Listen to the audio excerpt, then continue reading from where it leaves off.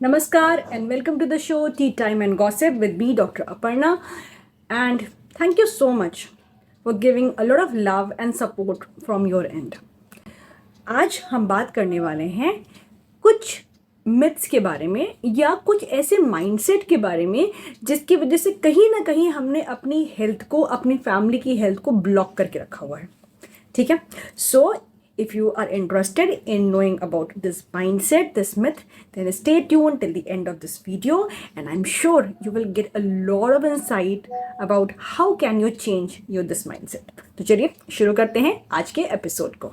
हम सबका माइंडसेट ना कहीं इस चीज़ पे फिक्स हो गया है कि जो हमारे एल्डर्स करते आए हैं, जो उन्होंने हमें सिखाया है, वो बिल्कुल सही है और हमें उसी को फॉलो करना चाहिए. जैसे सिंपल सी चीज़ है, दूध बच्चों के लिए बहुत ज़रूरी है. ठीक है. दूध के बिना कैल्शियम कहाँ से आएगा? तो छोटे बच्चे हैं तो दिन में 3-4 गिलास दूध ही पिला दो. ठीक है. सबसे बड़ा ये आज की डेट के अकॉर्डिंग एक ये गलत माइंडसेट हो गया है, बिकॉज आज की डेट में जो दूध मिल रहा है that is not very pure. तो उसमें कैल्शियम तो कम है, प्रिजर्वेटिव्स और केमिकल्स ज़्यादा हैं to increase the shelf life. ठीक है. दूसरा, अगर आप बोलते हैं कि नहीं हम तो जाकर के दूध लेकर आते हैं, अपने सामने निकलवाते हैं, तो भी मैं आपको बता दूं कि उसमें ऑक्सीटोसिन के हार्मोन के इंजेक्शन दिए जाते हैं काउज एंड बफेलोस को, जो दूध के थ्रू हमारी बॉडी में आता है. इसीलिए आजकल देखिए फीमेल्स में at a very younger age जो हार्मोनल इम्बैलेंसेस हैं बढ़ जाते हैं, जिसकी वजह से PCOS बहुत ही कॉमन चीज़ हो गई है. सो यही PCOS देखिए आपकी मदर्स की एज में या ग्रैंड मदर्स की एज में बहुत ही मिनिमल लोगों को होता था. लोगों को पता भी नहीं होता था कि ये प्रॉब्लम्स होती भी हैं. ठीक है. सो ये क्यों बढ़ा? जस्ट बिकॉज हमारी डाइट आजकल सही नहीं है और जो खाना मिल भी रहा है वो भी बहुत अच्छा नहीं होता. ठीक है. तो जो चीज़ हम जानते हैं उसको अवॉइड कर सकते हैं. अब दूध है, मैं ये नहीं कह रही कि आप दूध पीना बिल्कुल बंद कर दीजिए, दूध बच्चों को मत दीजिए, दूध दीजिए लेकिन सिर्फ दूध पर ही रिलाई ना करिए. दिन में 1 या 2 गिलास दूध सफिशिएंट है, उससे ज़्यादा आपको दूध देने की ज़रूरत नहीं है. ठीक है. अब हम अगर कैल्शियम की बात करें तो कैल्शियम के सोर्सेज और भी बहुत अच्छे हैं. Moringa powder is a very good source of calcium, जिसमें दूध से कहीं ज़्यादा कैल्शियम होता है. ठीक है. दूसरा, आपका मखाने, रोस्टेड मखाना बच्चों को डिफरेंट फॉर्म्स में दीजिए, वो बहुत अच्छा सोर्स ऑफ कैल्शियम है. चने हैं, वो भी बहुत अच्छा सोर्स ऑफ कैल्शियम है. फिर आपके सारे नट्स एंड सीड्स हैं, these are very good source of calcium, जो आपकी बच्चों की डाइट में, आपकी डाइट में ज़रूर इंक्लूड होना चाहिए. ठीक है. दूसरा सबसे बड़ा मिथ है कि या माइंडसेट में कह लूँ ये है कि अगर आप इंडियन थाली देख लीजिए, उसमें दाल, इसमें जो चावल है या जो आपका रोटी है उसकी क्वांटिटी बहुत ज़्यादा होती है एज़ कम्पेयर टू आपका दाल या सब्ज़ी. ठीक है. तो जो इंडियन थाली है ना, उसको आपको रीडिज़ाइन करना है, री इन्वेंट करना है. अब कैसे करना है? जिस कटोरी से आप दाल ले रहे हैं उसी कटोरी के बराबर ही आपको राइस लेना है. ठीक है. पहली बात, आप अगर राइस खा रहे हैं तो आप उस मील में रोटी को स्किप कर दीजिए, रोटी मत लीजिए. मेरे कहने का मतलब ये है कि या तो रोटी खाइए या तो राइस खाइए, because both are the source of carbohydrates only. और ऐसा नहीं कि कोई डायबिटिक फ्रेंडली थाली बता रही हूँ, नहीं, ये सबके लिए है. ठीक है. इधर राइस और रोटी, because both are the only source of carbohydrates. Fine. दूसरा, जितनी एक कटोरी लेंगे उसी कटोरी से आप दाल लेंगे और उसी कटोरी के बराबर ही आपको राइस मेजर करके अपनी प्लेट में रखना है. ठीक है. कार्बोहाइड्रेट्स कम होने चाहिए, प्रोटीन्स ज़्यादा होने चाहिए, विटामिन एंड मिनरल्स ज़्यादा होने चाहिए. तो अगर आप ये कह लें कि हमने 1 कटोरी दाल ली है तो हमने 1 कटोरी राइस ली है, तो करीब करीब 1.5 से 2 कटोरी हमारी वेजिटेबल गई है. ठीक है. मैं आपको एक ग्रॉस आइडिया दे रही हूँ कि किस तरह से आपको अपनी थाली डिज़ाइन करनी है. ठीक है. आपको कर्ड लेना है, आपको बटर मिल्क लेना है, यू कैन टेक इट. ठीक है. फिर आपका सैलड्स है. ठीक है. सैलड्स प्रिफर करिए कि लंच या डिनर के आधे घंटे पहले, 1 घंटे पहले आप एज अ स्नैक खा लें, जिससे कि आपकी एपेटाइट में इंक्रीज कर जाएगी. फाइन. तो ये चीज़ हो गई. खाना खाने के तुरंत बाद पानी मत पीजिए. जो डाइजेस्टिव एंजाइम्स होते हैं, जो एसिड सिक्रीट होता है स्टमक में से for the digestion of the food, वो डाइल्यूट हो जाता है और फिर खाना प्रॉपरली डाइजेस्ट नहीं होगा. ठीक है. और आपने देखा होगा जब लोग खाना खाने के बाद तुरंत पानी पी लेते हैं ढेर सारा, उनको बहुत तो हैवीनेस फील होती है. वाई?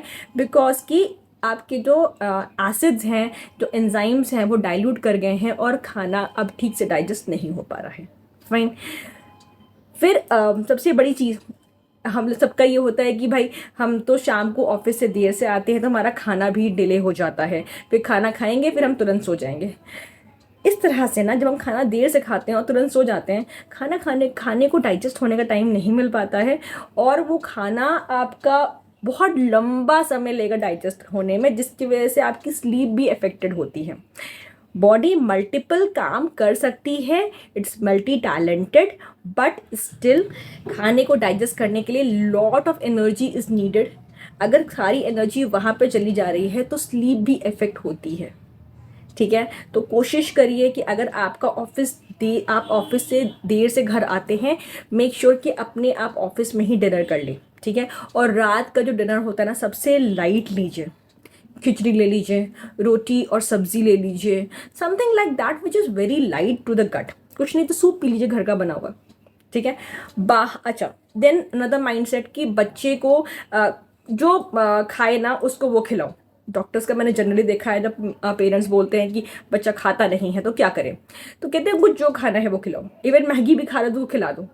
नहीं, बच्चे को वेट गेन हो ये हमारा गोल नहीं है। हमारा गोल होना चाहिए बच्चा हेल्दी रहे, उसकी स्टेमिना रहे, उसके अंदर स्ट्रेंथ रहे, उसकी इम्यूनिटी ज़्यादा हो।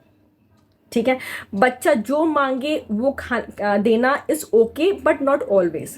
You can make a rule कि हफ्ते में एक दिन it's your day, whatever you want to have you can have it, and try कि वो बच्चा जो मांग रहा है ना खाने को, वो भी आप घर पे बना दीजिए, बजाय कि आप बाहर से गंदे से ऑयल का बना हुआ, यू नेवर नो कितने वेजिटेबल्स जो थे वो प्रॉपरली वॉश थे कि नहीं थे, फ्रेश वेजिटेबल्स थे कि नहीं थे, किस तरह का खाना प्रिपरेशन था जो आप बच्चों को खाने को दे रहे हो और बच्चा बड़े शौक से खा रहा है।